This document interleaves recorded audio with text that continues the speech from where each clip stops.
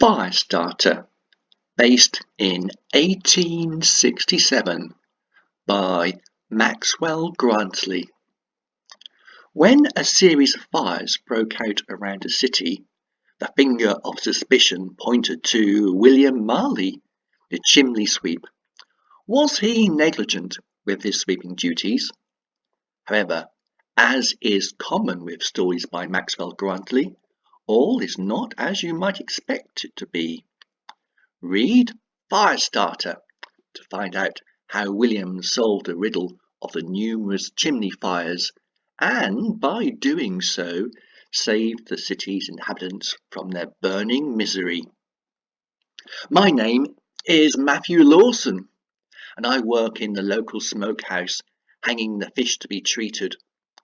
I spike the fish onto wooden skewers and then stack them in the tower. It's a foul-smelling job, but it earns enough for me to pay the rent.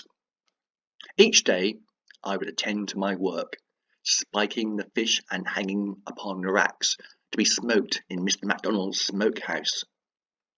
I was surprised when Mr. MacDonald asked me to visit him in his office. Perhaps, I thought, he was going to congratulate me on my work and offer me a promotion. "I'm sorry," he said, "but I'm going to have to release you. Profits are down and my costs have risen. I simply can't afford to employ as many workers as I once did." I was shocked. I had worked at the smokehouse for all my adult life. I knew no other occupation. I left the smokehouse office downhearted. I knew it was going to be tough to find another job in the city. As I stepped out into the street, I met William Marley, the local chimney sweep. "Hello, Mr. Lawson," he said to me. "You're looking a bit blue today. I hope everything's all right." I explained that I had just been discharged from my work and that I had to look around for a new job now. "Don't worry, Mr. Lawson," smiled William. "Everyone knows it's lucky to cross a sweep on the street. I'm sure you'll find a new job soon with no difficulty at all." I smiled briefly, and then I stepped away down the street. I hoped that meeting a sweep would indeed bring me good luck. I needed to settle the rent at the end of the week, and there were all sorts of other bills to pay. I thought I would visit the greengrocer's store first. Perhaps they might need a strong young man to help with their deliveries of fruit and vegetables. "You smell awful!" exclaimed Mrs. Jones, the greengrocer. "You stink of smoke, and I don't want you working here. You'll put our customers off their food." She pointed back onto the street, and I headed away. I knew I wouldn't have any luck working in the shop. My clothes smelled too much of smoked fish. Next, I tried visiting the docks to see if they wanted labourers to unload the ships and canals at the quayside. Unfortunately, I got the same negative response. "Your clothes stink," complained Mr. Edwards the gaffer. "I don't want you working here, tainting the cargoes with the stench of smoked fish." Perhaps, I thought, I could walk over to the tannery. I knew they used urine to treat the leather, and I doubt whether the smell of smoked fish on my clothes would be noticed by any of the tannery workers. I walked the city streets towards the tannery, wondering if I might ever find a job. As I walked past the fire station, I heard a voice call out to me. "You're early," called the voice. "I was expecting my first replies to the fireman's job vacancy later today." I turned and looked towards the fire station. A man in uniform was standing by the door to the adjacent office, and he beckoned me in. "Don't stand there gawping at me, man," he exclaimed. "I haven't got all day. Do you want this job or not?" I stepped into the fire station office, not knowing how I should respond. I wouldn't think they'd want an ex-fish smoker as a firefighter. I'm afraid my clothes smell of smoke, I said. I hope you don't mind. Not at all, the fire officer replied, and he laughed aloud. I can't think of any firefighter who doesn't smell of smoke. In fact, it proves you aren't scared to get involved in the work. Do you want this job or not? I couldn't believe my luck. Becoming a fireman sounded a great deal more attractive than going to a job interview at a tannery that stunk of urine. My mind was made up. I'm Matthew Lawson, I said, and I'll be very pleased to attend work for you. Yes, I'd be greatly honoured to join your crew and serve the city. When I walked back home, I marched down the street. I passed William, the chimney sweep again. Thank you, William, I called to him. You have certainly brought me luck today. I found a job at the city's fire station. William smiled and gave a wave as he walked on. I think it certainly helped making a lucky sweep when I needed to find a new job that day. And so that is how I started working at the fire station. It wasn't long before I got kitted out in a new uniform and joined the city's fire crews in protecting everyone from all sorts of unknown emergencies. However, the glamour and excitement of being a fireman was quickly cut short. I was soon to discover that there were very few fires to attend. Most of the time was spent cleaning the fire engine or doing some other menial task. Occasionally, we'd be called out on a shout. However, it was not what you might expect, for you see, cats were very popular pets and everyone in town owned one. Sometimes we might be called out to recover cats that had been stuck in trees. At other times we might be asked to remove cats that had fallen down wells. Just occasionally we might even be asked to cut a cat free from being stuck in the park railings. However, all this was to change one day when a frightened citizen ran up to the fire station, waving their arms and shouting dramatically. Fire! He screamed out. There's a chimney fire in an old house on Northgate Street. Come quickly, before the house burns down. With horse galloping, we ran through the town and reached Northgate Street. Flashing sparks and plumes of acrid smoke were bellowing from a chimney in one of the houses. We ran into the house and extinguished the fire in the grate using a bucket of sand. Some of the firefighters blocked the fireplace, while others from outside sprayed a fine mist onto the chimney stack.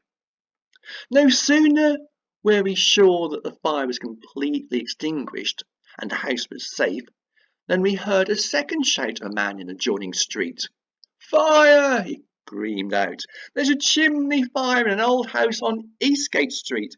Come quickly before the house burns down. With horses galloping, we ran through the town and reached Eastgate Street. Again, flashing sparks and plumes of acrid smoke were bellowing from a chimney in one of the houses. Again, we ran into the house and extinguished the fire in the grate using a bucket of sand. Some of the firefighters blocked the fireplace, while others from outside sprayed a fine mist onto the chimney stack. However, no sooner were we sure the fire was completely extinguished and the house was safe, then we heard a third shout of a woman in the adjoining street. Fire! She screamed out. There's a fire in the old house on Southgate Street. Come quickly, before the house burns down. This didn't seem right. With horses galloping, we ran through the town and reached Southgate Street. There were flashes of sparks and plumes of acrid smoke bellowing from a chimney in one of the houses. There can't be 3 fires in just one day, exclaimed one of my colleagues. I bet that young chimney sweep has been skimping on his work. Something's not right here. However, as we ran into the house and extinguished the fire in the grate using a bucket of sand, we heard a loud squealing noise coming from the chimney. As one of the firefighters blocked the fireplace and the others from outside sprayed a fine mist on the chimney stack, the squealing noise became louder and louder. We were sure the fire had been completely extinguished, but the squealing noise came from within the chimney. It simply continued. I peered my head up the flue of the chimney towards the source of the sound. I thought it was strange. I couldn't see any sign of daylight from the very top of the chimney. There's something up this chimney, I tried to explain to my colleagues, and it's blocking the chimney flue. I don't know what it is.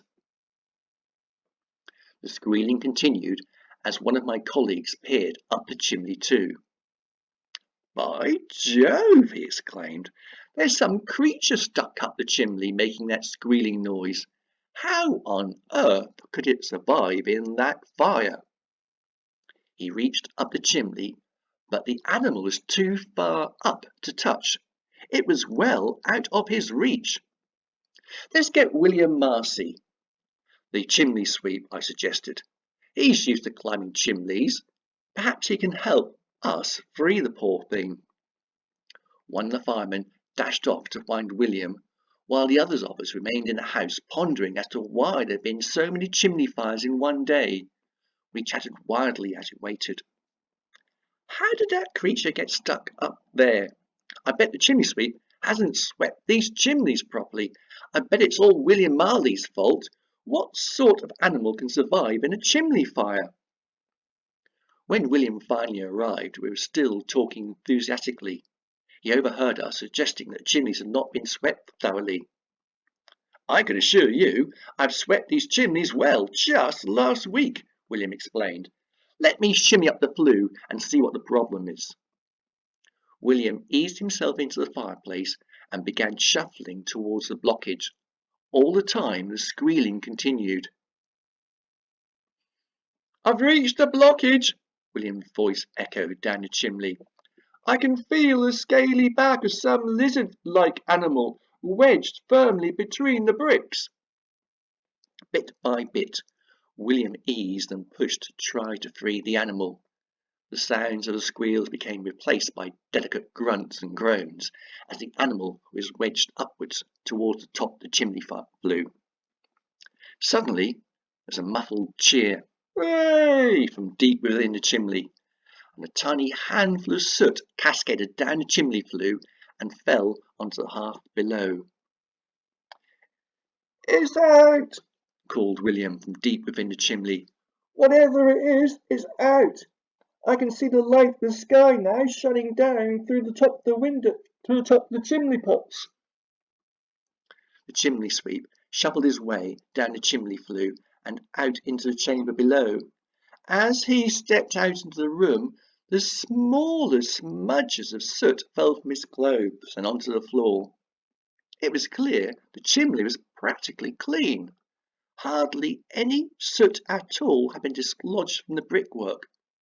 Obviously, William Marley had done his chores well the previous week. "I don't understand it," each of the firemen said in turn.